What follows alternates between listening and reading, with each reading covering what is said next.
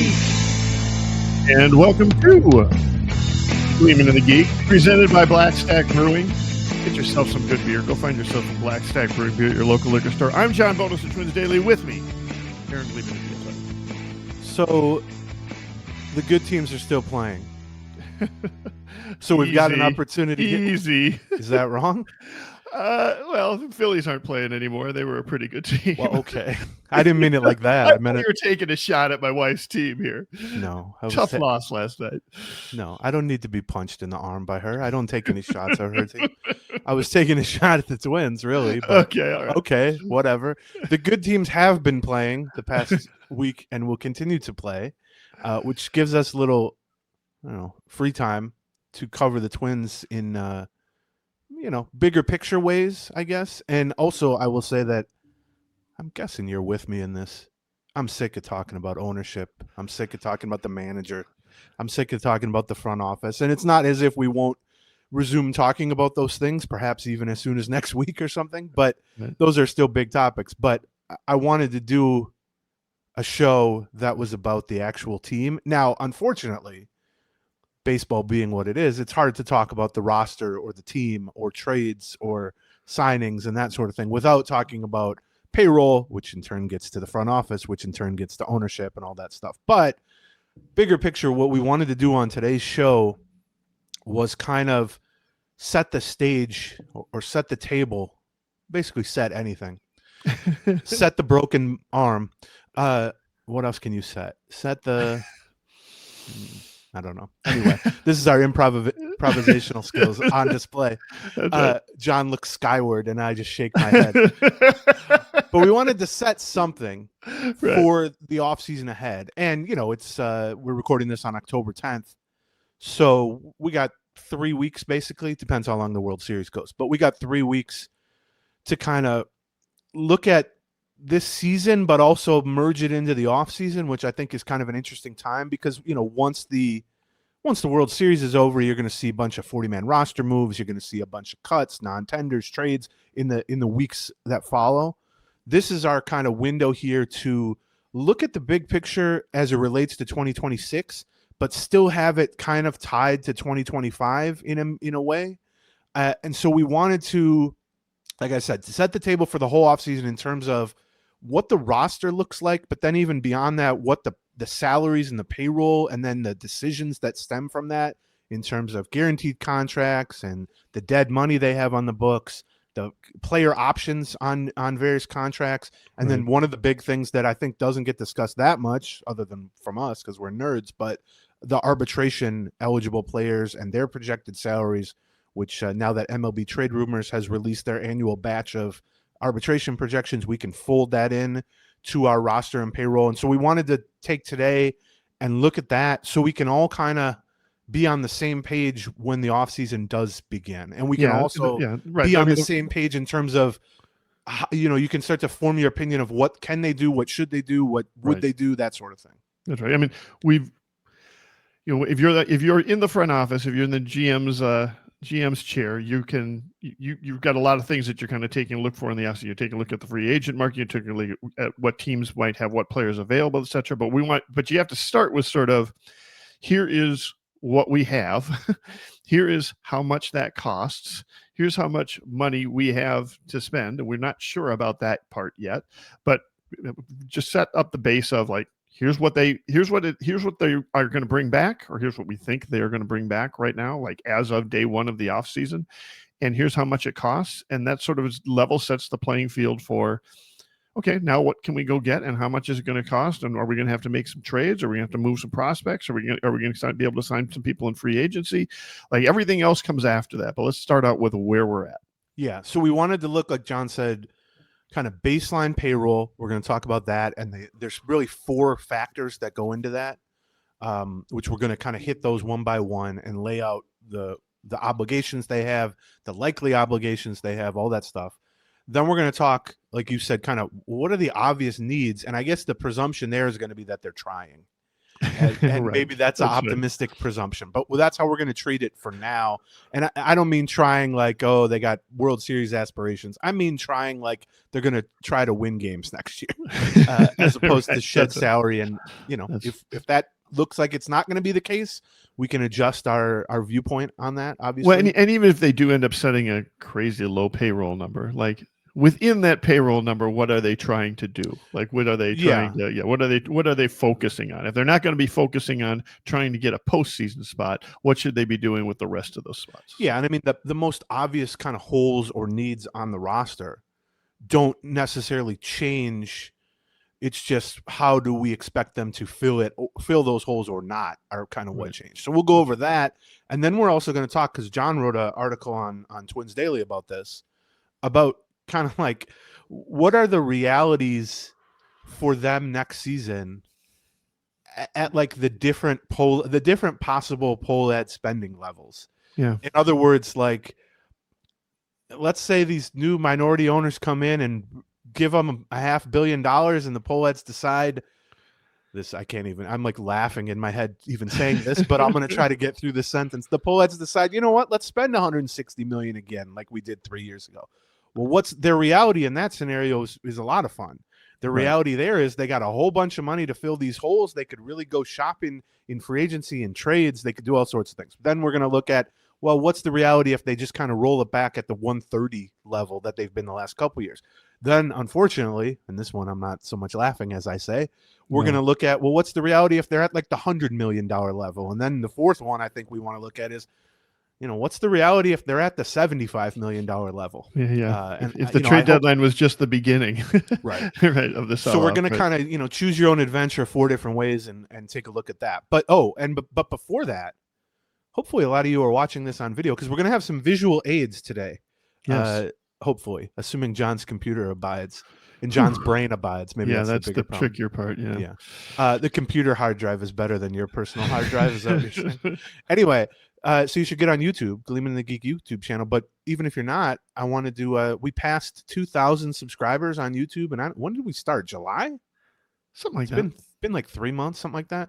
And we don't know what the hell we're doing on YouTube. We're still not any better looking on YouTube. In fact, we're probably worse looking, honestly. Well, and that's not going to, that's only going to go downhill from at this point. Yeah, that's true. This is going to be a good, like, tracking how decrepit we get and how rapid we decline. That's about right. Now that we're on YouTube every once a week or something like that. But thank you to the people who subscribed. And if you haven't, hop on board, Gleeman and the Geek. You can get this episode, all the Friday episodes, video for free. And then throughout the week, we post shorter clips, not only from the Friday show about specific topics, but then we also post kind of preview clips from the Patreon side if you're not a Patreon subscriber. So Gleeman and the Geek on YouTube. Okay, so let's just get into the first thing before we get into like the players and the contracts is I wanted to like just make clear, and I wrote about this at The Athletic earlier in the week, but where they're at or where they have been this season and last season, 2024 and 2025, just from a payroll standpoint, because we tend to focus on the raw number. In other words, 135 million or 160 million, or we're afraid they're going to get to 100 million, that sort of thing. And that's obviously relevant because when they're signing and trading for guys, they're dealing in today's raw numbers. Sure. But within the context of MLB as a whole, the 30-team environment, the Twins and the 29 other teams, the raw numbers go up every year.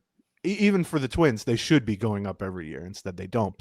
And what I mean by that is, like, you might sit there and go, well, okay, they slashed payroll from 160 3 years ago to 130 something the past 2 years. Well, that sucks.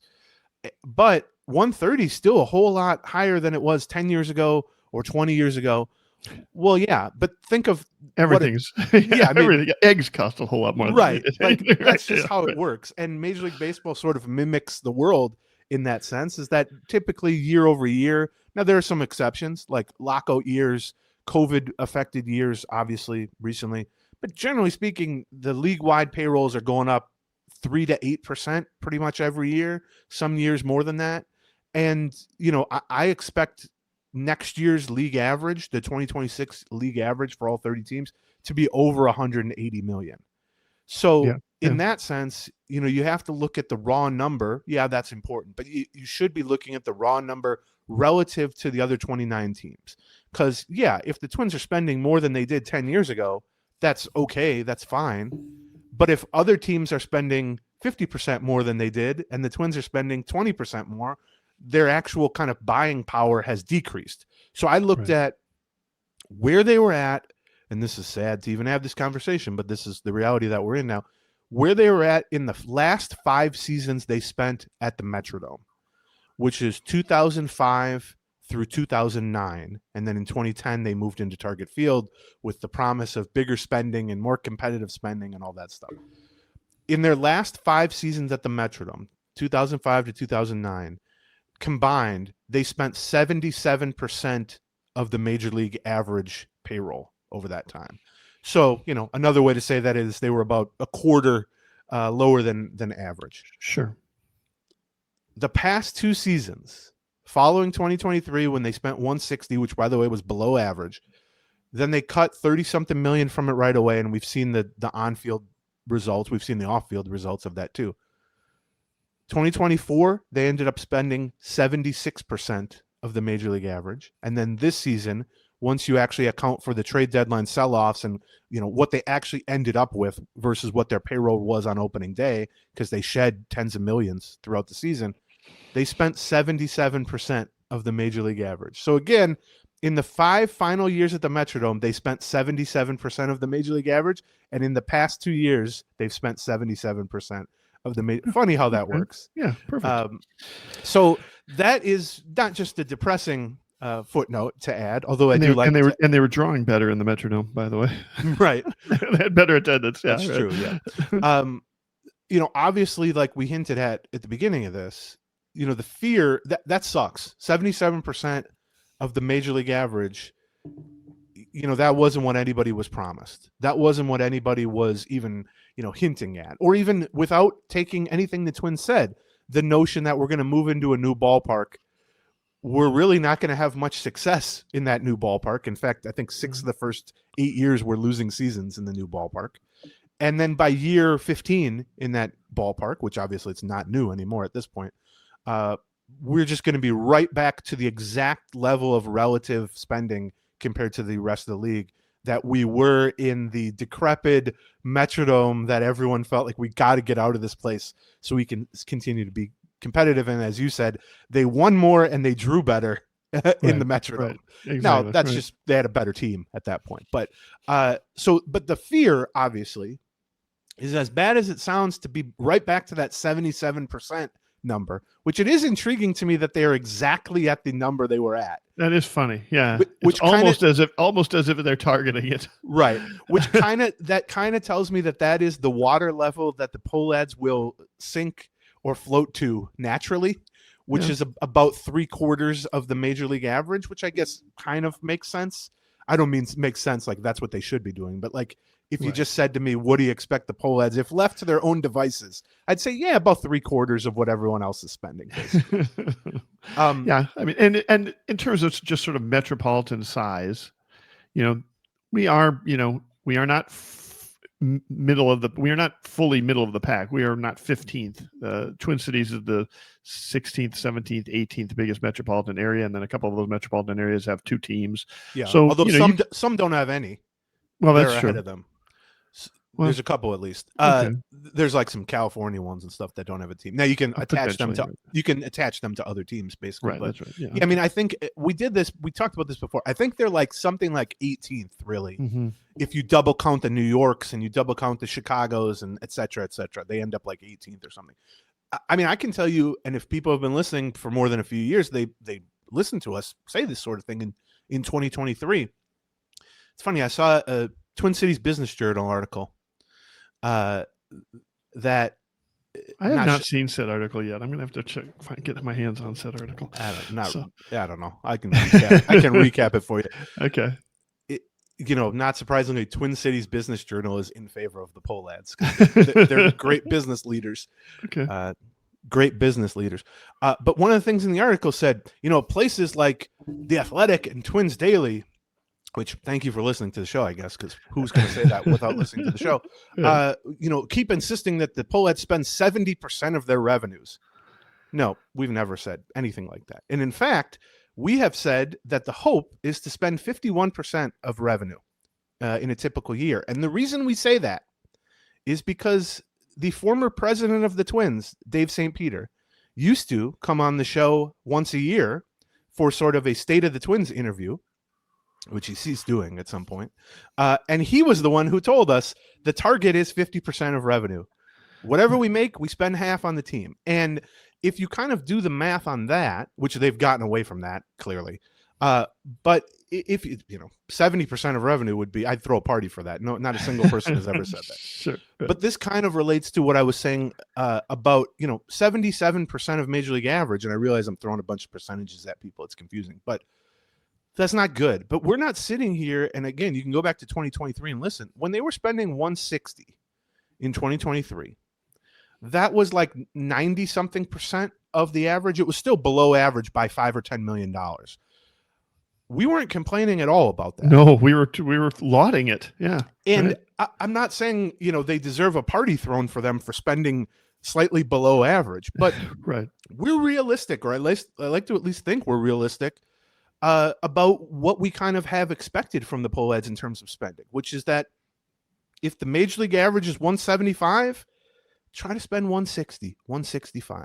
If the Major League average next year is 185, try to spend 170 or something like that. Like, just be competitive. We listen, we live in Minnesota. We recognize this isn't New York. It's not Chicago.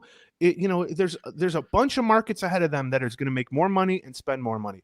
No one, it's like, we don't start every offseason by going, why don't they sign Shohei Ohtani? It's like, we're relatively realistic. And what really kind of frustrates, I think, is even when you are relatively realistic and you're just sort of expecting them to be somewhere close to averageness, and then they fall so short of that by $20 million. Well, that's when you sit there and you go, right, what are we doing here? So within that context, we're not pushing the idea that they should be spending 110% of the Major League average. I would be happy with 90% of the Major League average. And here's where that kind of comes into play. The difference between spending 77%, which they've been at and we're at, and even 90% is like $15-20 million. That's two good players that they can add. Or by the way, one very good player. Right. Or that's one very good Pablo Lopez that they don't have to, quote unquote, have to trade to clear $20 million. And that, even these, it might seem, unimportant, who cares? They're below average, but there's levels to below average. Yes, that's right. And if you told me they would be slightly below average, I'd be fine with that. And believe me, we could put forth a pretty interesting plan for an offseason where they're 10% below average, because that's still $165, $170 million. When we get to the end here, where we're kind of taking a look at what the various payroll levels are, you're going to be able to see sort of like, how far below average they can be.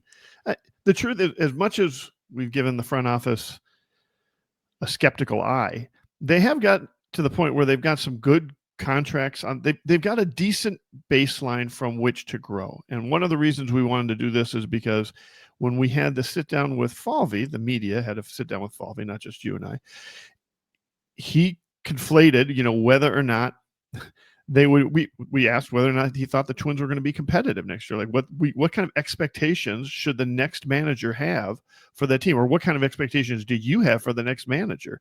And the answer was, well, that kind of depends on ownership. I've got to talk to ownership about that. Well, that's a weird thing to say. Are you going to have a good team or a bad team next year? I've got to talk to ownership about that. No, you're the one in charge of the good team or bad team. Like, you're the one who's building the team. Well, then the very next question then was, well, what's your payroll level? Right. And the answer was, well, we got to talk to ownership. It gives away the game a little bit, where they like to talk, particularly when things are going okay, about how, they get asked, well, did you feel like slashing payroll 2 years ago cost you a playoff spot? And they will obviously say no, because what are they going to say? Yes. Right. But it gives away the game then when you flip it on its head and you go, can you be competitive next year? And they go, well, I got to talk to ownership, see how much money we got to spend. And I think what we're going to see by the time we get to the end of this is, it does depend a lot on payroll. Yes. Depending what level of payroll you choose to cut to or to maintain or to increase to, you can look at some very different expectations for what the Minnesota Twins are going to be in the 2026 season. And I mean, I don't want to give away too much, but that is the reality of the situation they're facing, and that's why we want to talk about the payroll and what it looks like and what their baseline is. And I promise we're done with the front office and ownership. So I like at the beginning, I'm sick of talking about it. 20 minutes later. I thought that was an odd thing for you to say when we're jumping into a payroll thing. It's true. I am sick of talking about it, but unfortunately you can't. There's a lot of this stuff you can't talk about without talking about that. But the last thing on that, and then we'll get to the players, is I think the Twins are and this was definitely true the past 2 off seasons, and I think it's still relatively true now, although maybe a little less so. Payroll is always important. Yeah. The ability to spend is always important. Not so much in the Twins case of who can you go out and get, but who can you keep and not have to sort of feel like you're being, squeezed. And what we saw was cutting from 160 to 130 2 off seasons ago was particularly damaging to them. Having $30 million less to spend is going to hurt any front office because that's like 2 good players or right. 1 really good player or 3 good role players, however you want to slice it up. But it especially hurt the Twins because they had been operating as if the payroll was going to be 160 for the foreseeable future. And so they brought in Correa on a big contract. They signed Buxton and Lopez to contract extensions. They brought in Christian Vasquez for $10 million a year on a multi-year deal. And then when the payroll rug gets pulled out, it's not just that you've lost that $30 million. It's that you already have salaries locked in for what you thought was going to be 160. Now it's 130, and now you just have no room. Now, they've since shed a bunch of money, including Correa's contract. But the problem is they still have what we're going to talk about here. I guess we can get into it. Actually, before we dive into the contracts, let's hit our first sponsors because we're gonna dive right into the players that kind of go for this, and then we will talk a little bit about those contracts and even some of the remnants of those contracts for players who have departed. But first, let's talk about our presenting sponsor, Blackstack Brewing. Blackstack Brewing is I had an interesting conversation with a guy who really knows beer, and we talk a lot about Blackstack Brewing. Listen, they're known for their beer. They're especially known for their IPAs, which we'll talk about some of the ones they've been releasing lately. Unbelievable. But this guy said, and this person really likes IPA, said, my favorite of their beers, the one I'm most impressed with, is the Slopes Pilsner. We've talked about the Slopes Pilsner. I've said, it was a little gratifying to hear somebody who I respect as a beer drinker say that their Pilsner is really good. And I thought, yes, that's right. So I went out and I got a 4-pack of the Pilsner at my local liquor store because it is that good. It comes in a blue, yellow can. Look for it at your local liquor store. You can find it everywhere because now they are distributing in Minnesota from Grand Marais to Rochester, Winona to Fargo, and it doesn't even stop at the border. Iowa, Wisconsin, North, South Dakota, even some far off places, Arizona, Washington, soon Florida. You're going to be able to find Blackstack Brewing, and you're going to want it because it's really good beer. But I will also tell you, they release a lot of really good IPAs. Just recently, they've released a Third Wheel IPA. We had it at our wedding. The case went fast. The Sharper Image Double IPA, I kept that out of my wedding because the double IPA, it's a high alcohol percentage, but really tasty. That's the danger of it. But also their flagships, the local 755 New England IPA, their Pull Tabs Pale Ale, Uncut Jams, their Strawberry Rhubarb Sour, and the other thing that you should just know is that you can go to their tap room, which is centrally located right between the middle Minneapolis and St. Paul. It's at 94 and 280. Yeah, and they're now serving Bloody Marys there for the weekend, and it's a kind of historic place. It's the former Spam Can Factory where it used to be. And now if you ask for them at your local liquor store, or if you enjoy a beer on tap and take a 4-pack home with you from their place, if you go to their place and you mention the code word Gleeman and the Geek, you're going to get $2 off a 4-pack. It can be that Pilsner, or it can be any one of their other fantastic beers. So Blackstack Brewing. I like, by the way, that you referred to it as your wedding. People are like, "Wow, John got married finally." That's right. Well, this old guy got married. So the last of those bills came in this last week. Right. You're saying who pays for it? It's their wedding. Yeah. Pretty but much, I also like you were like our wedding, and I wonder if people are looking at us on screen going, "Ooh, am I watching this is more interesting." If it's a little different, a little different dynamic now for everybody. No. I've asked John many times to get married, and he refuses to do it. Our next sponsor is Hims. And here's how Hims works. If you're looking at us and you're saying, boy, I don't want to look like them hair-wise. Talking about YouTube. Yeah, well, or you can maybe listen audio-wise and just sense we don't have that much hair. It's possible. Fair. Yeah. HIMS can help you out with that. They can also help you for simple online access, personalized and affordable care, not just for hair loss, but ED, weight loss, a whole bunch of stuff. If you go to hims.com/Gleeman, that's where you want to start out with. So it's HIMS.com. hims.com/Gleeman. You just do a free online visit. They can kind of set you up with whatever you want. There's a whole bunch of different ways you can do it. Doctor trusted, clinically approved ingredients. Right. They can stop the hair loss, regrow hair. If you're comfortable with applying something, if you're comfortable spraying something, if you're comfortable taking a pill or something, they can basically set up with whatever you prefer on that front. And just go to hims.com/Gleeman. Individual results may vary based on studies of topical and oral minoxidil and finasteride. Featured products include compounded drug products, which the FDA does not approve or verify for safety, effectiveness, or quality. Prescription required. See website for full details, restrictions, and important safety information. That's simple online access to personalized and affordable care for hair loss, ED, weight loss, and more. hims.com/Gleeman. Okay. Let's throw that first graphic up there. Roll that beautiful bean footage, John. Oh boy. You're going to have to adjust that, buddy. Oh, there we go. No. nope. There we go. There we go. Look at that. There's YouTube. Got it. Little live production meeting there. Those are the guaranteed contracts. Now, that picture has changed dramatically since this time last year. I went back and looked. This time last year, the Minnesota Twins had $93 million in guaranteed contracts before, at the beginning of the offseason, basically. Okay. And Correa's was a third of that at 30-something million. You also had Christian Vasquez, who's now a free agent. He was making $10 million. They had those two that we see, which is Pablo Lopez at $21.5 million and Byron Buxton at $15 million. That's a total of $36.5 million. And those are the only guaranteed salaries on the Twins books right now. So it's, roughly not quite a third, but they were at 93 last year. They're at 36.5 this year. That's huge. Now they salary dumped Correa, which we're going to get to that shortly because there's still some dead money on the books. But right now that number, 36.5 million, ranks 22nd out of 30 major league teams in terms of guaranteed commitments or locked in commitments for 2026. Now, what's interesting is if they were to trade Pablo Lopez, they would drop to 27th out of 30 teams, and it would only be like, Marlins and Right. I don't even know who it is. The usual suspects would be below them. So one thing I wanted to say right out the front, up top, before we talk about these two players, Lopez and Buxton, is let's be clear. These are both below market, not only salaries, but contracts. Sure. Right. And so Lopez is owed $21.5 million for 2026 and then $21.5 million for 2027. That's what he's got left. He's got some injury question marks, obviously, although he looked pretty good and pretty much like his normal self the last month of the season before being shut down with an injury that I think he'll be just fine. He made that play at first base and kind of fell on his arm, but it sounds like he'll be just fine with that.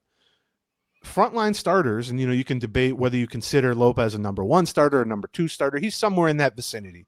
All-star caliber frontline starters, and he's still in a prime age. Pitched well this year, aside from the injuries, which I believe is over.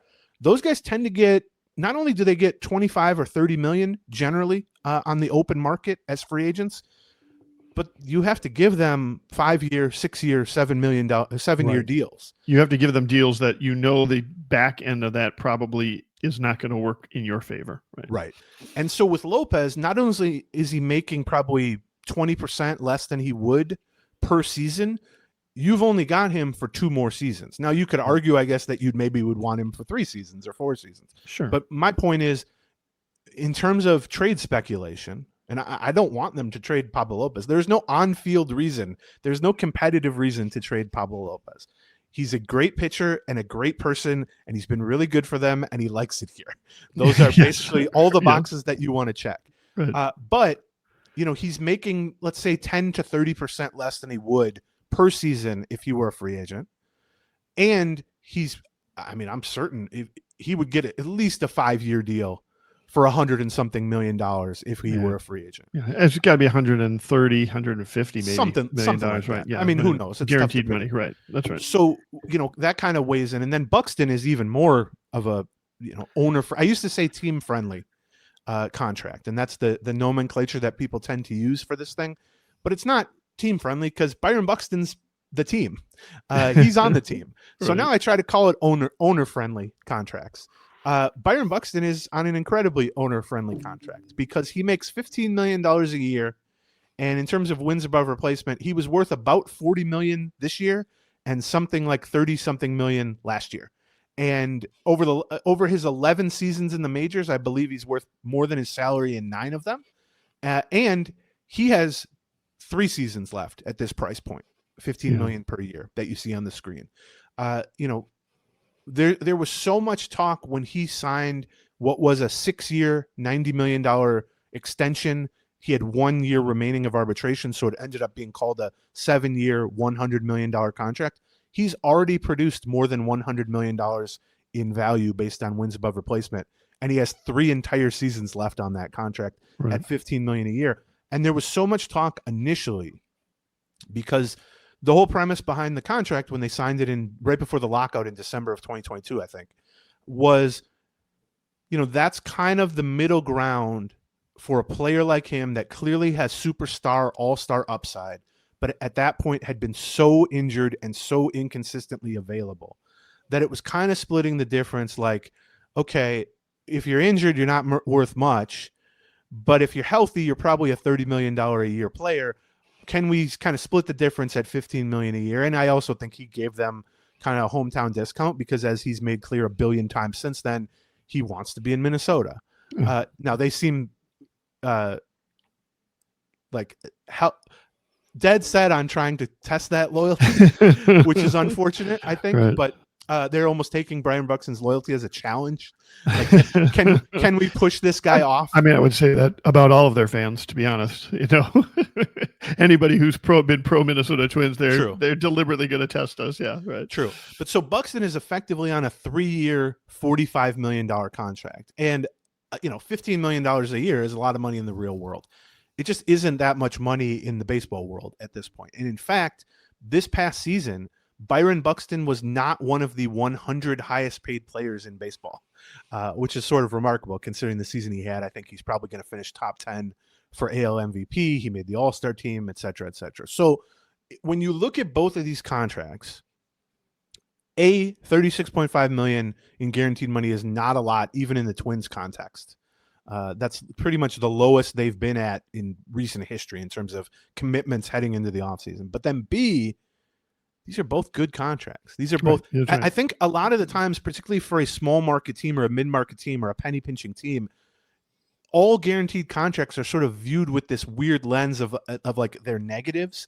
Like, oh, they have this much money on the books. These are positive things to have on the books. It's a positive to have locked Byron Buxton in for the next 3 seasons at $15 million a year. It's a positive to have 2 more years of Pablo Lopez at 20% less than he'd probably make on the open market. Now, it's up to the Twins to turn that positive into wins and losses, and they haven't done a very good job of that. And it could lead to turn that into trade value, which maybe we'll talk about later. But in terms of the number one thing that you're kind of writing in pen for the offseason table set, it's these 2 players at 21.5 for Lopez, 15 for Buxton, 36.5 for both of them.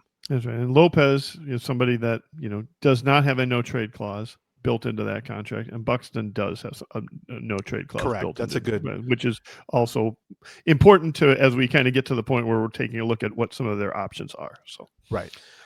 Okay. So flash that next one up there. That's dead money, aka Carlos Correa. Turns out we have a third contract on the books after all. And here's where it gets kind of sad, I think. I say that a lot these days with the Twins, but in this particular case. So they have 36.5 tied up in Buxton and Lopez. Those are good contracts. They also, however, agreed to pay when they dumped Correa on July 31st on the Astros. Correa had basically 3.5 years. He had the rest of this season plus 3 more years on his contract. and it was a total of about $104 million that he was owed for those 3.5 seasons. So the Twins agreed to cover or pay or eat $33 million out of that $104 million, which means the Astros were taking on $71 million of the $104 million. And we know the details of how they agreed to eat that money, which is they sent them $3 million immediately at the trade deadline, basically. Which is about a third of what he was had to pay him owed, for that yeah. year. Yeah, that's right. And then they will be sending, I forget the date, but it's like January 1st or whatever it is of each year. In each of the next 3 seasons, 26, 27, and 28, they will be sending the Houston Astros $10 million to cover basically 1/3 of Correa's $30-something million contract. So effectively, that's a guaranteed salary. It just isn't attached to an actual player. It is attached to the ghost of Carlos Correa, or a blank space. If you're a Taylor Swift fan, we got a blank space. We're going to write his name, Carlos Correa, $10 million. I just said that in case Becky listens to this show.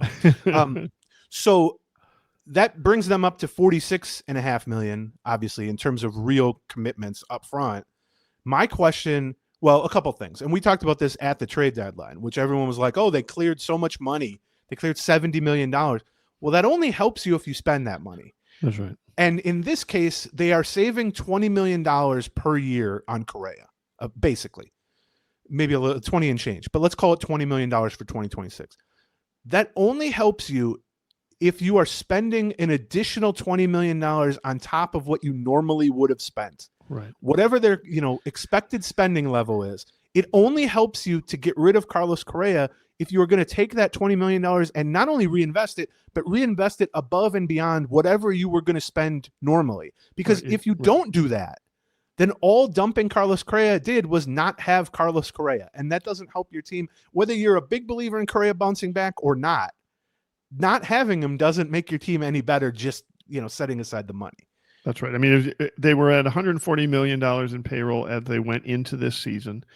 If we take a look, the presumption would be, well, hopefully that's going to continue to rise. They right-sized things 2 years ago, like Joe Pohlad said, and if that continues to rise to 145, 150, that's great. But if they cut it back down to 130, 120, 110, well, that's just the $20 million that you saved with the Correa thing, and all you did is lose. I mean, Carlos Correa did not have a great year, but he was an asset. He was definitely somebody that was a positive on the Twins squad. He didn't have a great year for the Twins, certainly not relative to a $30 million salary.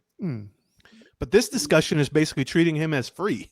Right. It's either you have him or you don't have him. If you don't spend that $20 million. If you don't spend that $20 million. Right. And obviously, if they have $100 million or even $110 or even $120 million payroll for 2026, well, they very clearly are not spending that $20 million. They just pocketed that. Yeah. Right. That's right. Now, a couple things about this. So my question here is, will the blank space of the ghost Carlos Correa, that $10 million in dead money, right now, that's the third highest salary on the entire team. Yeah. Behind Lopez and Buxton. And it's actually not even close. Like nobody's within 3 million of that in terms of even arbitration guys, which we're going to get to in a moment. Here's my question. On opening day, next, late March of 2026, will this still be the third highest salary? And by the way, if they trade Lopez, it becomes the second highest salary. Yeah. Yeah, I guess my question there is, second, third, will they be adding a player this offseason who makes more than $10 million, in your opinion? No. I don't think so either. No. Which is the sad part. I mean, the over-under is 2.5, right? The question is whether it's going to be second or third. Right. More so than whether or not it's going to be third or fourth, right? Right. And this is what I meant by sad. It is sad to have the entire Correa thing go pear-shaped, break bad, whatever you want to say. It's sad to pay $30-something million to a higher payroll, more successful team to take back the star player that you thought you got from them.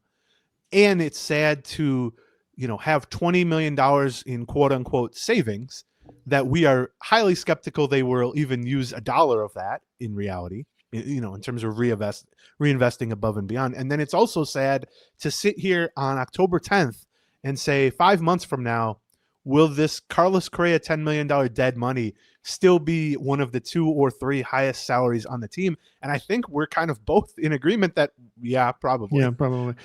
This goes back to one of the things you said earlier, which was sort of like, one of the real damaging parts of the payroll cut in 2023 was that you already had built in some expectations for payroll gains or for a certain payroll level, and that allowed you, if the Twins knew that they were operating around $130 million payroll for the foreseeable future, they wouldn't have signed Carlos Correa in the first place, no matter how much he cost, right? The truth is, it was seen as a relative bargain for what they got him for, even with a $160 million payroll. And this is the logical conclusion of a $30 million pay cut back in 2023. What we saw at the trade deadline was that $30 million pay cut, which, they claim is right sizing the organization. Yeah. Falvey's reaction to that is, well, I got to right size the payroll.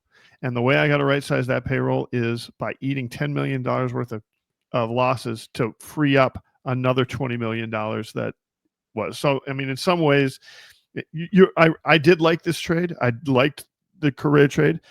But yes, it's only a good trade if you're getting that $20 million back. And it was. And I would say that this is the logical conclusion of what we saw in 2023. Yeah, I mean, like we said, it's one thing to cut. First of all, cutting $30 million is exactly Carlos Correa's salary. So basically, you've just created a situation where he would have been free, kind of. Right. That's right. But then beyond that, in trading him or in cutting the payroll, like we said at the beginning, is damaging just for the raw cut. It's more damaging when you've already filled up your roster with expensive guys. I will put it in terms that I can understand.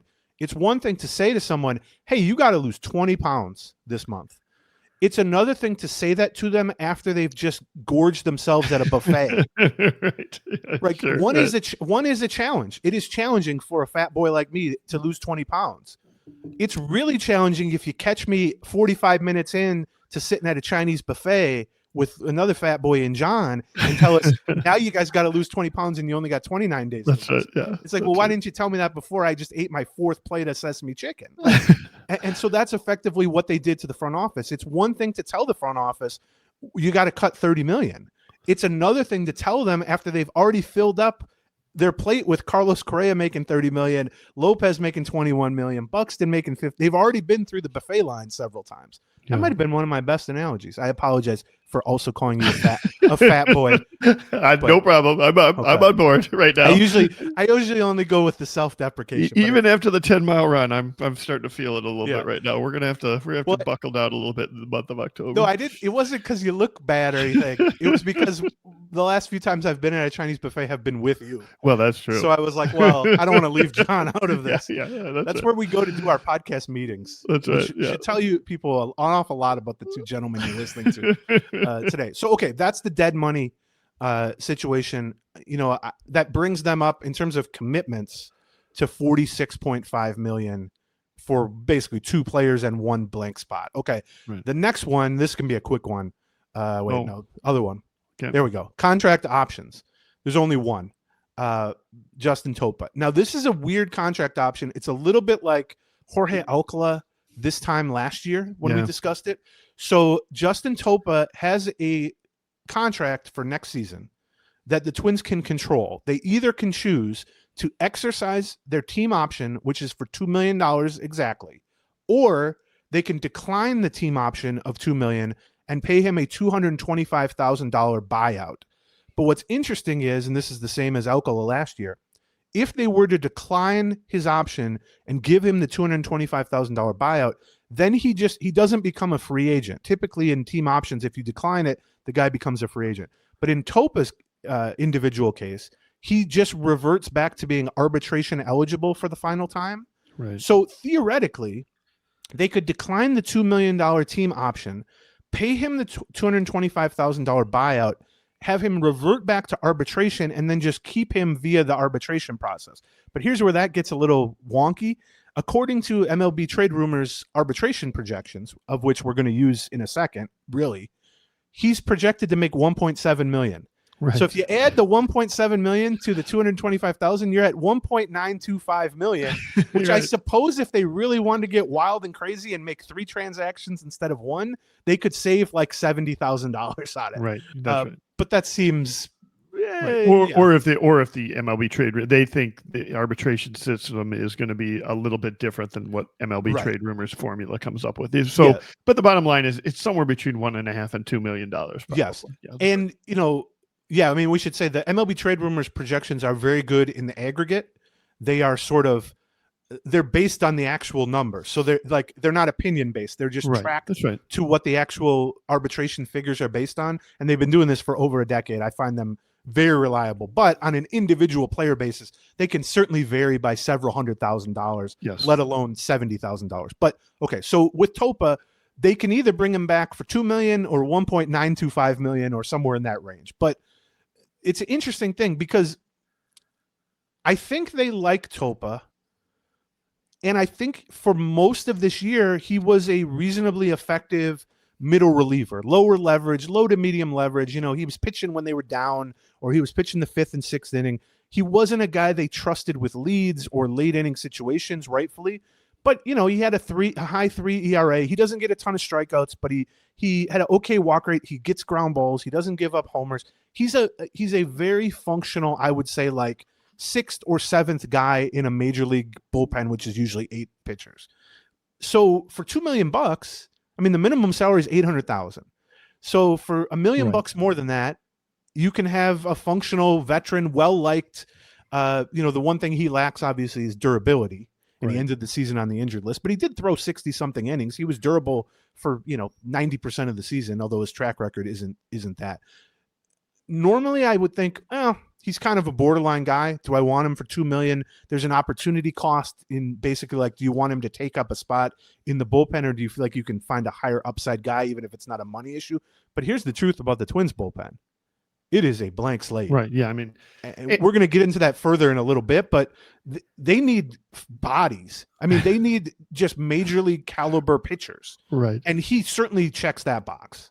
Yes. I mean, even if you were to go and, if you're going to go pick a random reliever off of the free agent market, somebody, I kind of like this guy.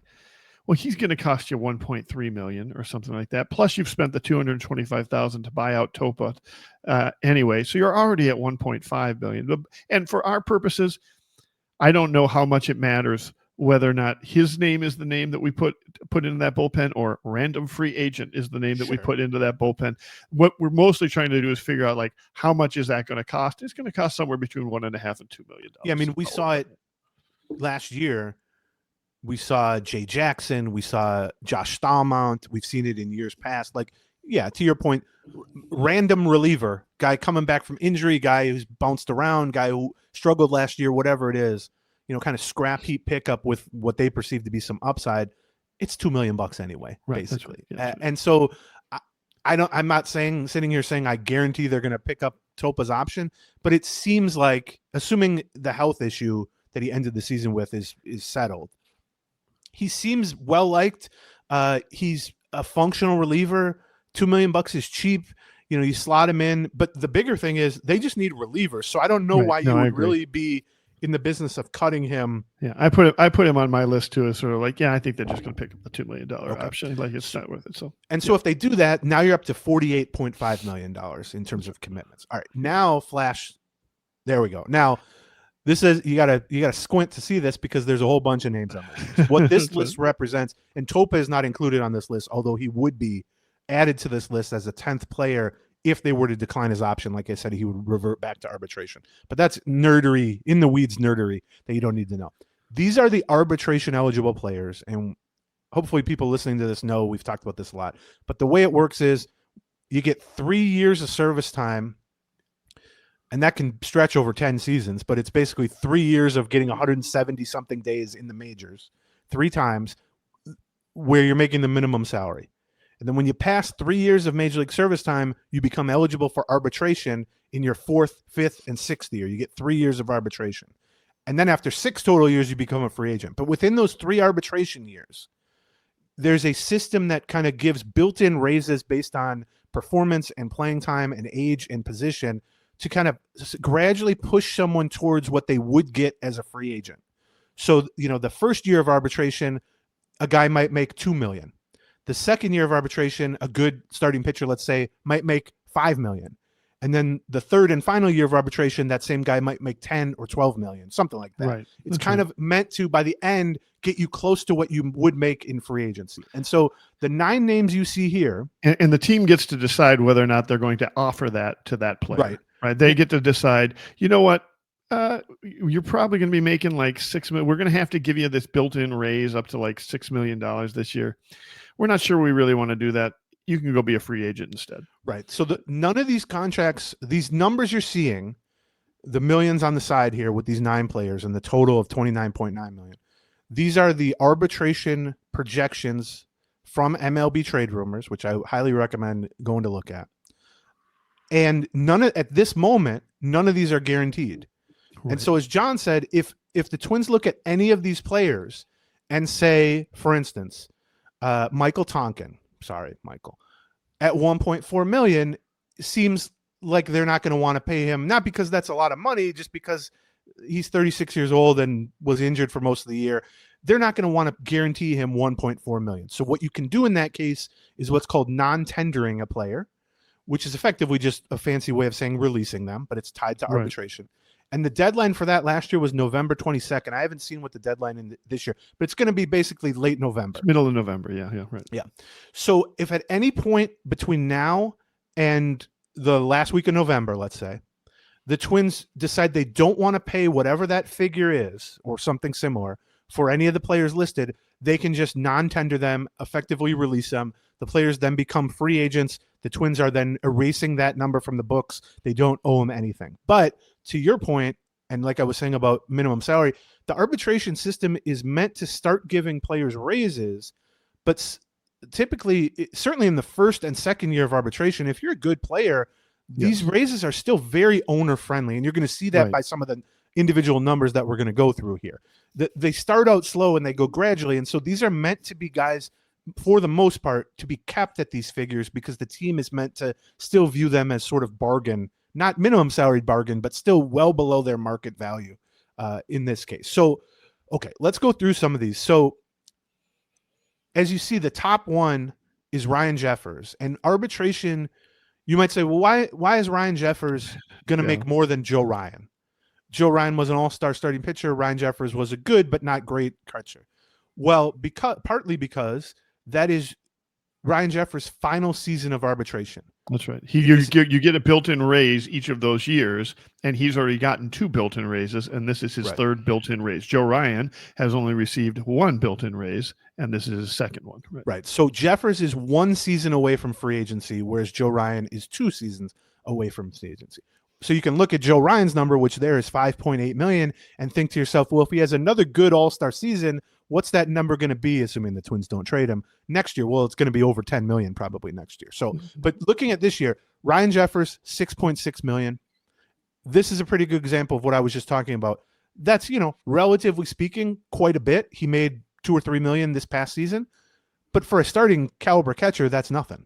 I mean, he'd probably make double that on the open market, something like that. Or he would love to be non-tendered. Yes, he would. Yes, his agent would do a backflip if he were non-tendered. That's right. Because he would go sign a 3-year deal for $10 million a year at the very least, or something like that. But so he's a good example of 6.6 million for a starting caliber catcher who's a good hitter and a probably below average defender. Well, that's a bargain rate. Now, is it a bargain rate relative to the Twins if they have a $105 million payroll? Well, that's a completely different topic. That's true of most of these. Joe Ryan at 5.8 million. I mean, if Joe Ryan were a free agent, he would get, similar to what we talked about with Pablo Lopez, probably $25 million a year for 5 years minimum.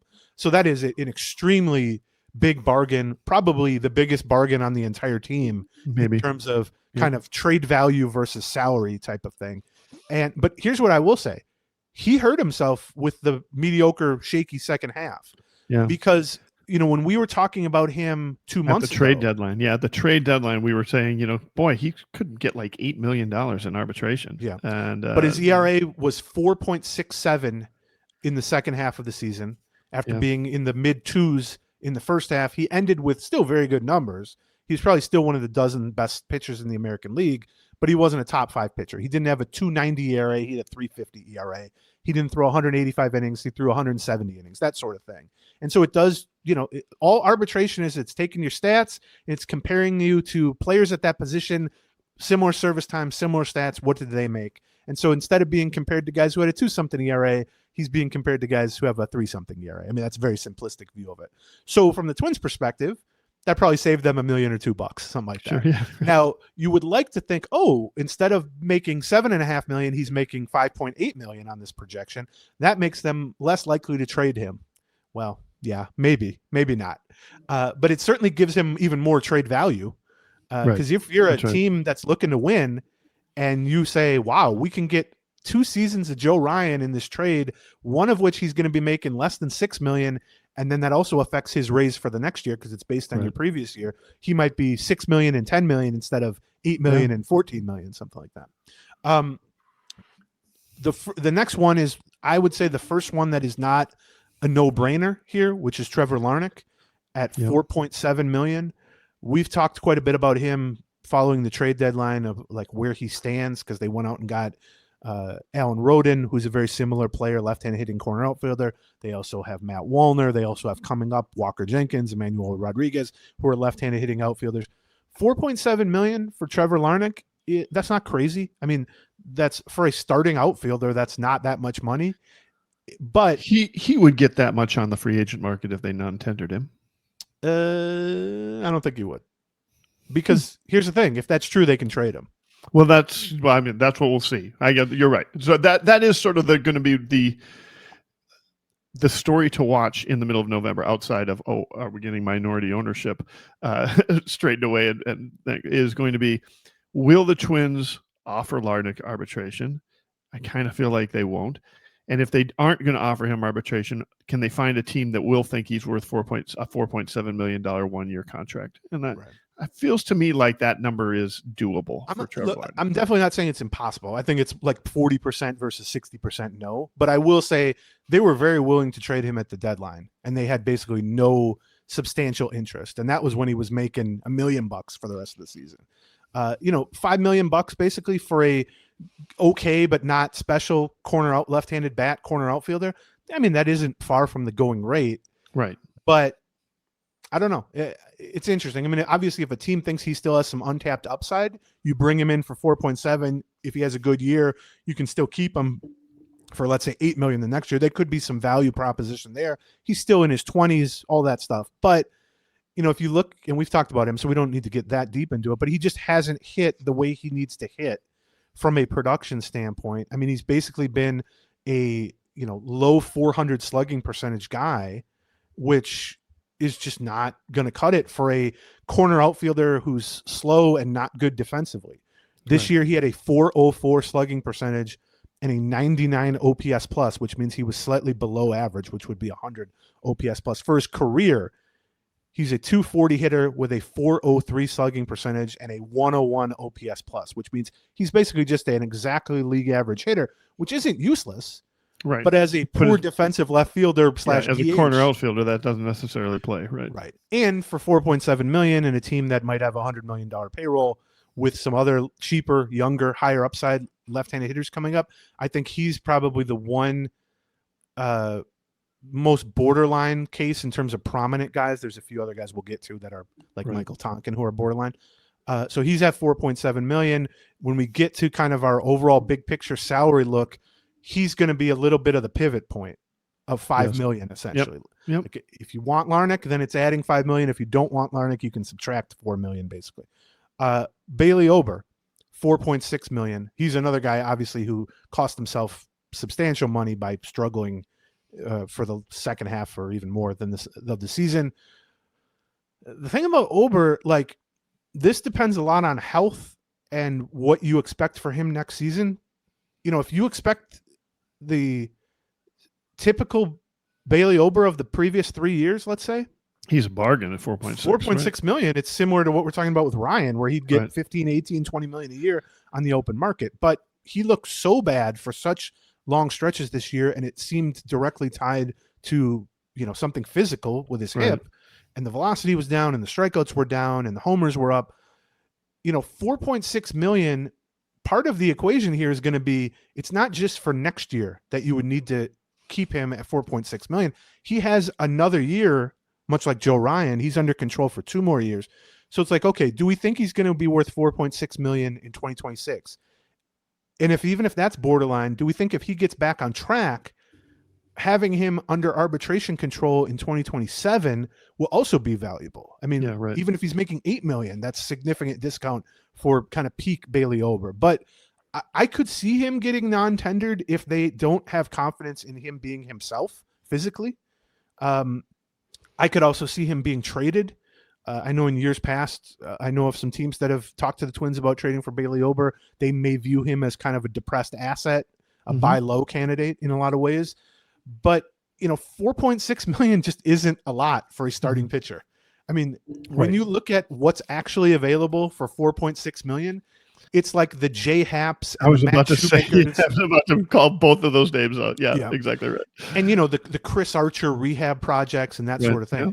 So even if you view Bailey Ober as like sort of a toss up to be healthy and be himself, and he's a big question mark, literally and figuratively, he's a big question mark. 4.6 million is nothing, but again, 4.6 million, if the team payroll is 100 million, that's 5% of your payroll right there. And could they view him much like they view Larnach of like, it's kind of borderline. If we can trade him for something, we might trade him for something. We can run through these. So then the next one up, Royce Lewis, 3 million. Whatever you think of Royce Lewis, and he certainly finished on a higher note than he was at for much of the season, although he still didn't look like the version of him we saw when he was really rolling in past years. But I actually thought he was much improved defensively at third base. I did too. And he was stealing bases and hitting homers down the stretch. He just wasn't really hitting for average, and he was striking out more. But no matter where you are at in terms of Royce Lewis having upside, not having upside, $3 million is not. I mean, $3 million is utility infielder money. If you're making a decision on Royce Lewis, are we keeping him or not? The $3 million isn't a factor, right? Right? Is that I mean, you might say, well, I'm not sure I want to count on him playing 160 games, or I'm worried about his overall performance or his development or something like that. We're ready to give up on him. You're not like, boy, but we can't really afford him. No, it's $3 million. Of course, you can afford that. Right? Yeah, I mean, I think I would view it as $3 million is the cover charge to stay in the Royce Lewis development game, basically. That's exactly, you know what I mean? That's because he's got 3 years left of team control. He's under team control through the 2028 season. And so to cut him would not only be saving $3 million, which, it would also be giving up 2027 and 2028. And the reality is, if they are ready to get out of the Royce Lewis game, which, they can absolutely trade him. Now, they clearly cannot get anywhere near the value they could get last year at this time, or 2 years ago at this time, or 3 years ago at this time. But there are absolutely teams out there that would trade them something to take on Royce Lewis for $3 million in 2026 and to still have team control via arbitration for 2 more seasons after that one. So this is a pretty good example of what we're talking about with arbitration, where it's like, he's getting built-in raises. That's 4 times the minimum salary, essentially, which he's been making. But also he hasn't been healthy, and his production has dropped, which factors into the price he's getting in arbitration. But that's again a no-brainer. I would say, the true no-brainers, Jeffers, Ryan, and Lewis are absolute no-brainers to retain, or to at least tender contracts to via arbitration. I think Ober is likely a retain, and then I think Larnach is unlikely, but not, significantly unlikely, let's say, of those top 5. Okay, then you get into 4 relievers here. Tonkin, Cabrera, and Misevich, I think, are pretty clearly non-tender candidates. Yeah, they were just sort of placeholder guys. Misevich was hurt essentially the whole time they called him up.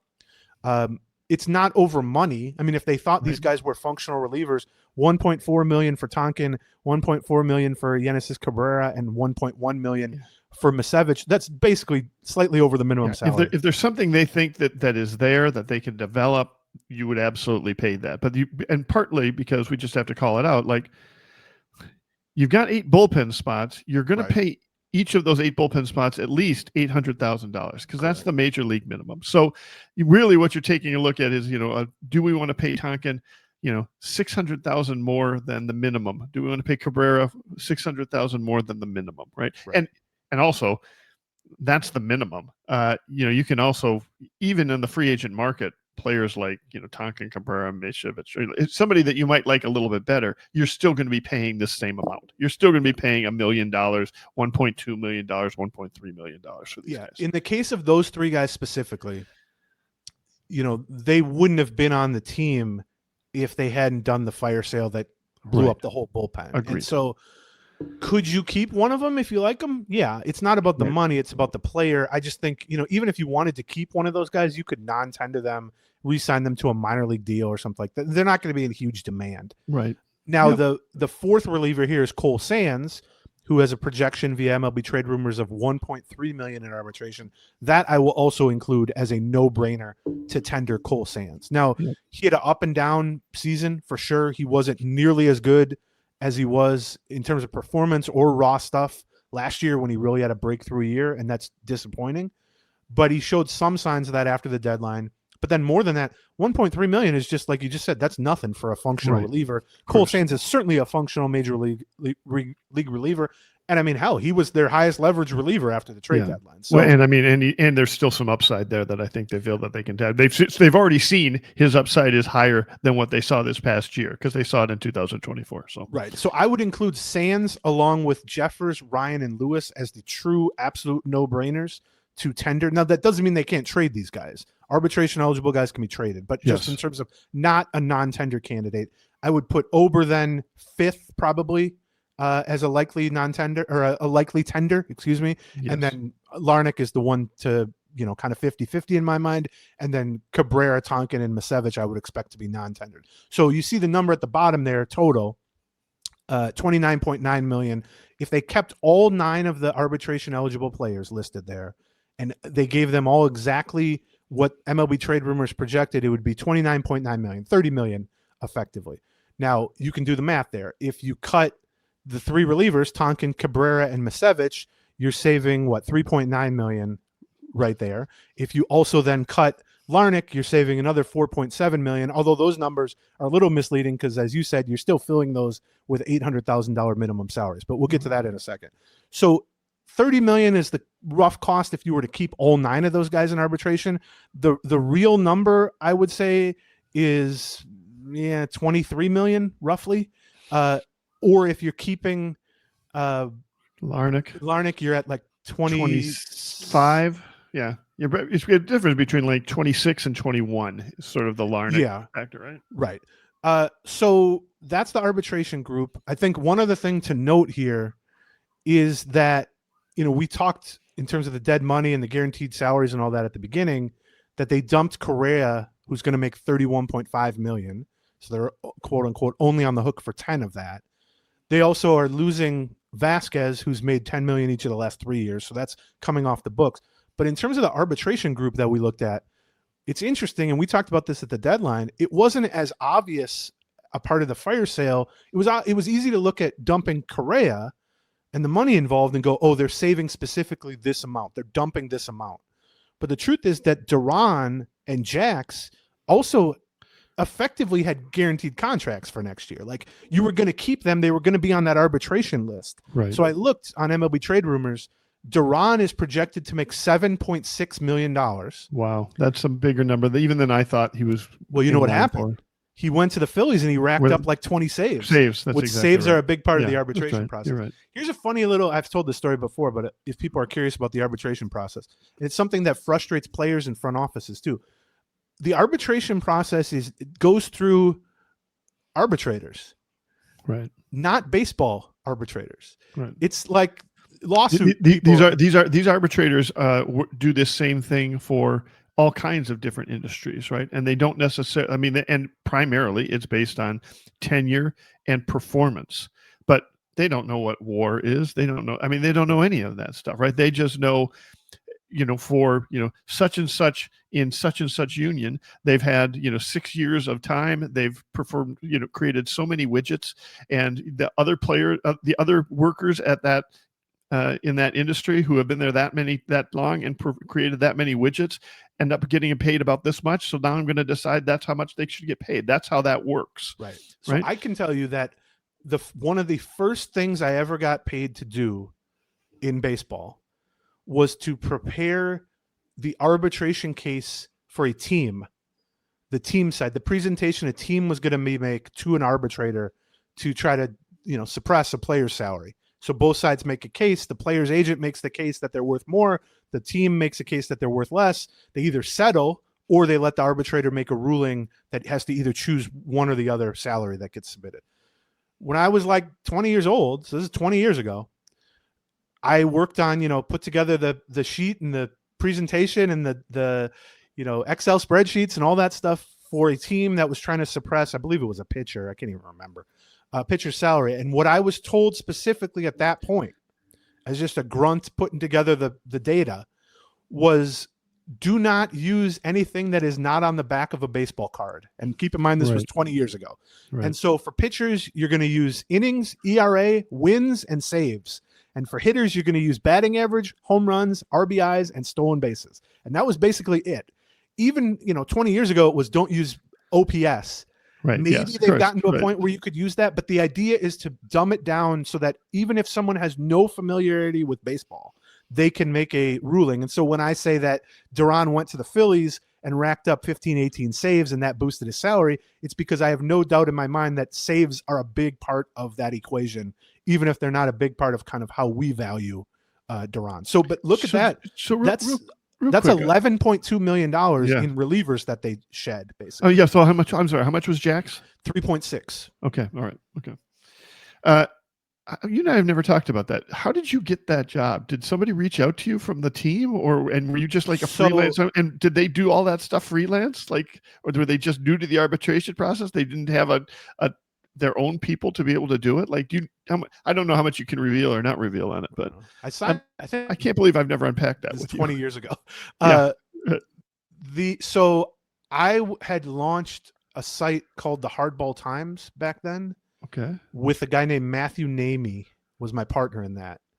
And I left it soon after to take a real job, but it went on to have really great success and sort of merged into Fangraphs a few years ago. So I'm very proud of it. But Matthew Namey was the research assistant when I met him. He was also right out of college for Bill James at the time. And that's how I got to know him. And so it was through that we got reached out to by a team, and we were running one of the only real analytics websites at that point. And so they probably looked at it and said, well, these guys can put together the numbers. I forget what I got. I remember they sent me a physical check from the team. It had like the team, logo on it. And I was like, oh, I don't even want to cash this check. It was such a small check that I was almost like, do I want to just frame this? It was, it was like $140 or something like that. Right. And that's before you could do an electronic deposit. So you still got to keep the check. This was, I had to go to the bank. This was terrible. Yeah, right, But so, in talking to front office people and teams, the system for arbitration has changed remarkably little since then, in the 20 years since then. So that's part of the process too. Okay, before we get to the roster and bottom line and all that stuff, let's talk about our last couple of sponsors here. One of them, Prize Picks. John has become completely engrossed in Prize Picks. I'd like to say I kind of I'm selective about my Prize Picks.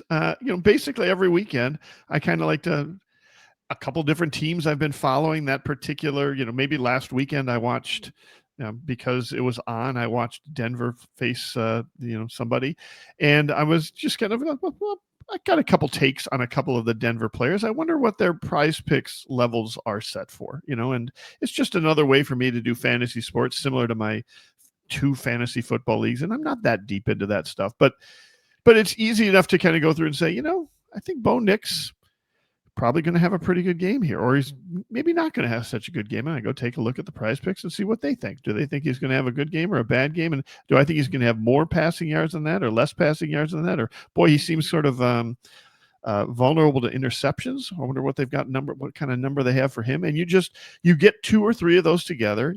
You call that building a lineup, and you take, I'm going to take more than or less than whatever they're kind of putting out there. You throw down, $5, $10, $20, or whatever it is on there. Sometimes they make it really easy for you. Like they'll have just sort of a gimme one. Like, I think a while back they had whether or not Saquon Barkley would get a half a yard rushing just to kind of throw you a bone. Yeah, it's like a free square. That's basically right. It's like a free square. And so, by doing all of that stuff, you basically, get to see what you got. And, especially when you are playing with Prize Picks money, it works out because you can download the Prize Picks app. It's not a website, it's an app. So you download the Prize Picks app today and you use the code Gleeman, and you're going to get $50 in lineups after you play your first $5 lineup. So you're playing one $5 lineup and you immediately get $50 in lineups. That's code Gleeman to get $50 in lineups after you play your first $5 lineup. Prize Picks. It's good to be right. And then our last sponsor, we're sponsored by BetterHelp. We've talked about this before, but here's how BetterHelp works. If there's something in your life that's been bugging you and you wake up some days and you don't want to think about it, but other days you wake up and you think, I'd like to talk to somebody about this. I'd like to actually do something to change this, whatever it is. BetterHelp can help you on that. You can get set up with real licensed therapists, and they can tailor it for whatever your comfort level is. For instance, you want to do a video call like John and I are doing right now. They can set it up. But if you say, I don't want to be on camera, you can do a phone call. If you're like me and you hate talking on the phone, you can do a live chat where you're typing back and forth. They can kind of tailor it to whatever your comfort level it is, and they can set you up with a real licensed therapist, typically within days, which is another hurdle you don't really have to clear. Sometimes it can take a lot longer to go through insurance and all this stuff with that. So if you wake up one morning and there's something you want help with and you feel like, oh, it's going to take me weeks to set this up and I'm going to have to go see someone in person, no. BetterHelp can kind of take away all those barriers for entry or all those speed bumps that might keep you from doing it, and you can get a deal. Yeah, that's right. So a lot of people attack stuff like this in the fall. It's a time for natural reflection, and in fact, it's also close to World Mental Health Day. So this World Mental Health Day, we're celebrating the therapists who have helped millions of people take a step forward. If you're ready to find the right therapist for you, BetterHelp can help you start that journey. Our listeners get 10% off their first month at betterhelp.com/Gleeman. That's BetterHelp, HELP.com/Gleeman. Okay. So now that we've kind of gone step by step here, the different categories of player and salary and commitments and all that, now we're going to look at kind of, the bottom line here. And that's very hard for people to see. However, I'm going to do it by start with like the lineup. Well, okay. You got a second because I'm going to talk through the overall thing here. So the bottom line on money is, just to recap it, you got your 36.5 guaranteed. You got the 10 million in dead money on top of that in Correa. You got the $2 million option on Topa. And then you have somewhere between 22 and 26 or 7 million in arbitration cases, depending on who you're going to keep there. The other thing that people tend to forget when they're looking at this is if that's, 12 players, you still got to fill out the rest of the roster. That's right. And every roster spot on a 26-man roster is making at least $780,000, which is the minimum salary for next season. So let's call that as $800K times however many spots you're looking to fill. That's going to be somewhere between $12 and $15 million tacked on to whatever the actual commitments are. So when you add all that up, and John has it right up here on the screen, when you look at, depending on what you want to do with Larnach and Topa, it's somewhere between 83 million and 90 million, roughly, is kind of your baseline. And this gets back to what we talked about at the very beginning. If you're at, let's call it 90 million, which is on the higher side, but if you're at 90 million and you're even having a similar payroll to the one you've had the past two seasons, which is like 130 or 135 million, you got like 40 or 45 million dollars to spend this offseason on trades and free agency and stuff. That's a lot of money for the Minnesota Twins to be spending. I mean, they aren't signing guys who make 30 or 40 million a whole lot. They've basically done it twice ever. Having $45 million to spend, and we're about to talk about what some of the biggest holes are. Like, if they have $135 million payroll for a third straight year, I'm not going to sit here and tell you that's great. I mean, that's well below average. That's going to be 70-something% of Major League average. But because they've cut it to the bone so much already that you're at like 85 or 90 million as your baseline, that leaves you with a lot of buying power. Now, what it also leaves you from a front office and ownership standpoint is they could also say, well, if we're at 90 million, why are we going to pay Pablo Lopez 21.5 out of that 90 million? Yeah, that's right. basically a quarter of our payroll at that point. When we could just trade him, and then all of a sudden we're at 70 million. Mhm. And so, but once you get, like I said at the beginning of the show, the average next year across MLB is going to be about 180. Once you get below 90, here's the group. There were 5 teams that were below 90 this past season, which was the Miami Marlins, the Sacramento A's, the Chicago White Sox, the Pittsburgh Pirates, and the Tampa Bay Rays. That Yep. is not a group you want to be with. No, that is not. I mean, look, I think Tampa Bay is a real smart organization. It's remarkable that they're able to win as much as they do with that limitation. I think the White Sox are trending in the right direction, and I'm sure 3 years from now we'll have a significantly higher payroll. But, the Marlins, the A's, and the Pirates, that's not the group you want to be associated with, basically. And if your payroll is under 100 million or specifically 90 or so, that's the group that you're going to be keeping company with. You're no longer in the middle to just below average peak. You're literally at 50% of the average payroll, and you're in the 26th to 30th overall in terms of Major League Baseball teams. So, what in terms of visibility here, what happens, John, if you just get rid of us and you get rid of the Gleeman and the Geek thing, and you just literally put that as the whole screen for a couple? Let's try minutes. that. Hold on for a second. We'll get rid of this first of all. I'll talk through it while John's doing. This is why you guys need to be. That's a lot better, right? You don't need to see our handsome faces the whole time. We'll be back for all you. Yeah, don't do that. I'm just trying a couple things. All right, that looks good. Okay, so now we're going to talk more in terms of what the more complete version of the roster looks like, and then beyond that, what would they or could they actually spend that on? So these are all the same figures we've kind of gone over.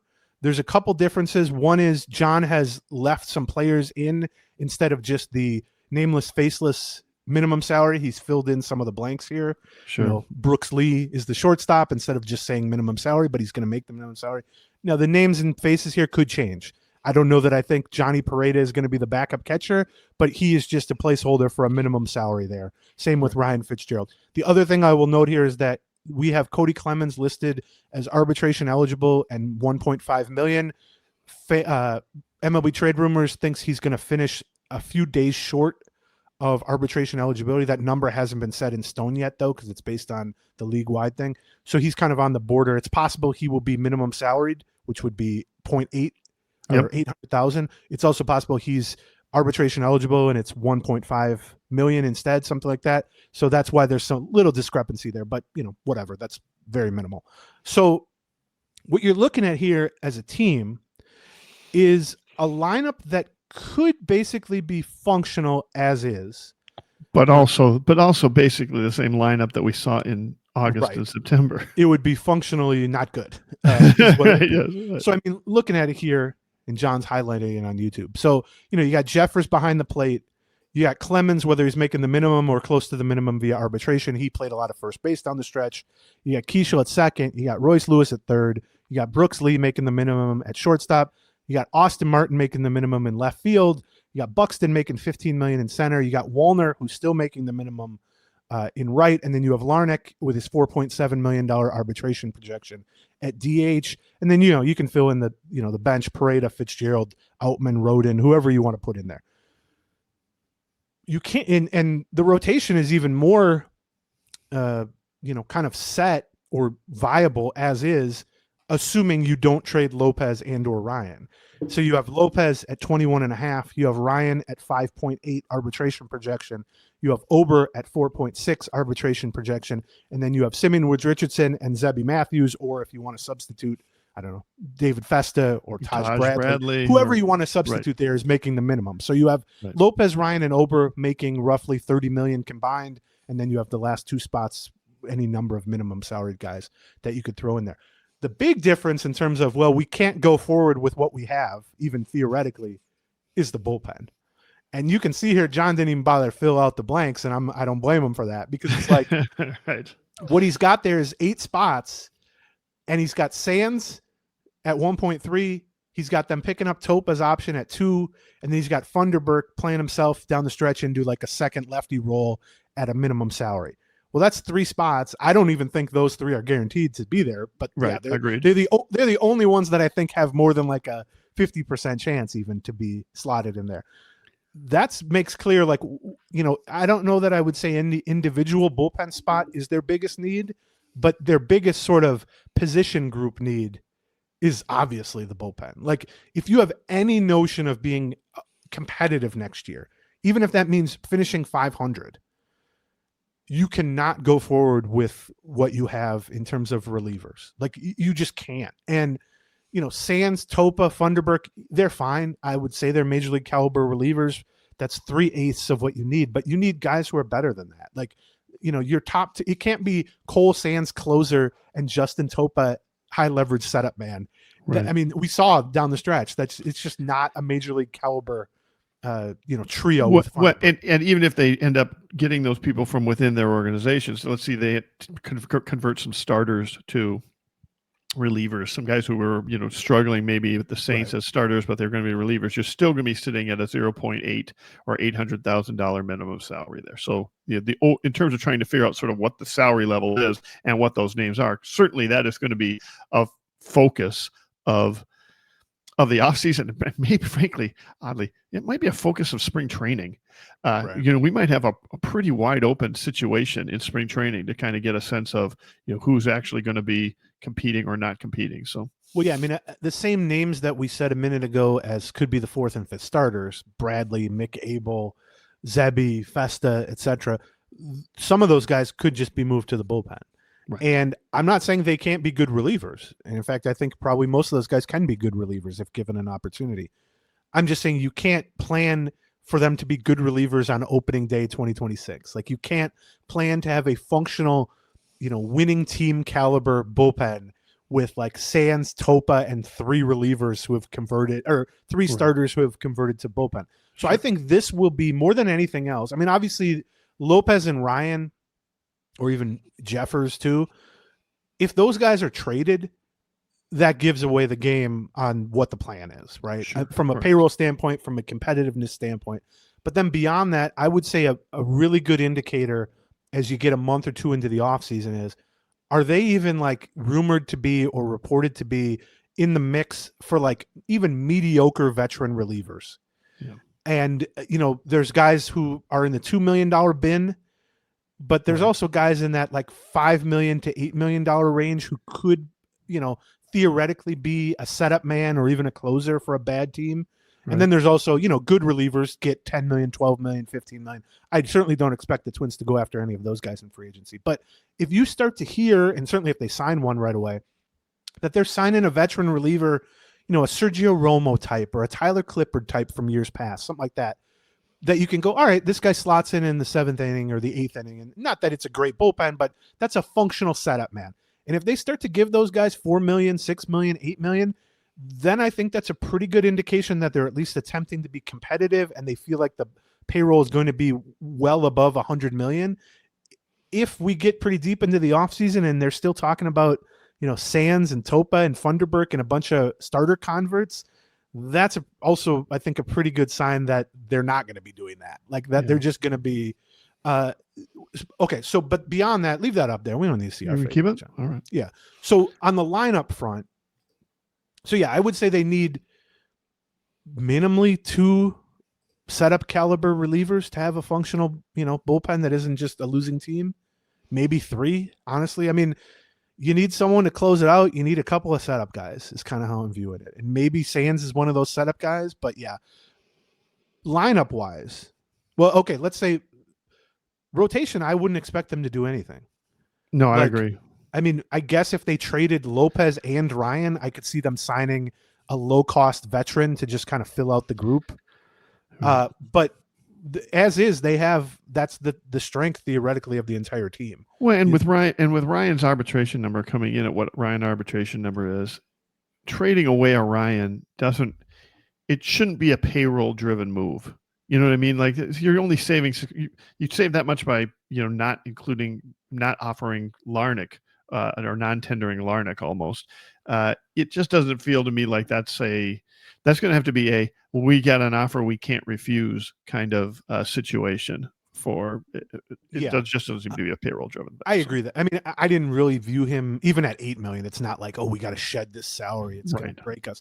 I view Ryan more as if you're trading Lopez and you're trading Jeffers and you're cutting payroll, what are you keeping Joe Ryan for? Basically, Right. Yeah, fair that's point. more my view of that. So looking at the lineup as is, we know that's not a good lineup because that was the lineup they finished the season with, and it wasn't a good lineup. But what's interesting, and we talked about this a little bit on the last Patreon, I think, patreon.com/Gleeman. They're in a weird spot that sort of is favorable if they lean into it, which is they don't have a good lineup, but they are relatively set at the difficult to fill positions. In other words, catcher's really hard to find somebody who's a decent hitter. Well, they have Ryan Jeffers. Center field is a really hard position to fill cheaply with a great player. Well, they have Byron Buxton. And shortstop a little bit less so, but I think, Brooks Lee is not a disaster there. He's minimum salary. They have some guys coming up in Culpepper and Merrick Houston. It's not like, they need a shortstop, because that's a difficult thing to fill capably for cheap.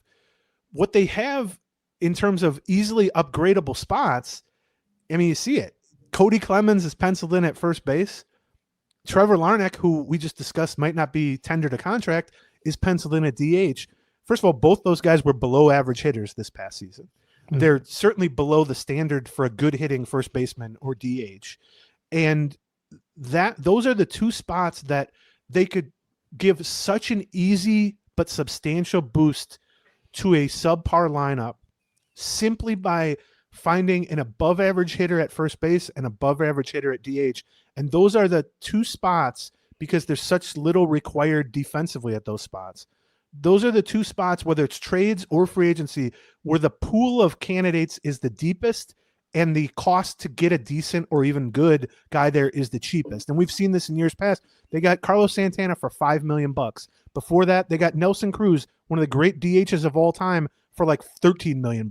Like, these are guys who would make significantly more than that if they were a center fielder, shortstop, etc. So this is another kind of, it'll give away their plan.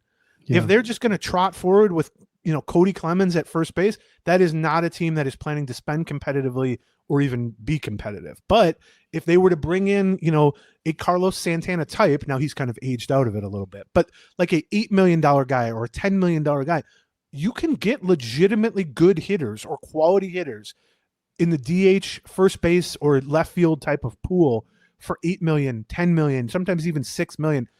It's the spot where you can get the most bang for your buck in terms of just pure offensive hitting ability, because you're not asking them to do much in terms of base running or, defense. And it's a spot where a lot of like veteran guys who are kind of not on their last legs, but they're looking to latch on with a team on a 1-year deal, that you can get a spot. And this is why when we talk about, having potentially $40 million, well, you could find two $10 million hitters, plug them in at first base and DH, find three $6 million relievers, plug them into the bullpen, and right there you've spent, what is that, $38 million, basically. Yeah, right. That's right.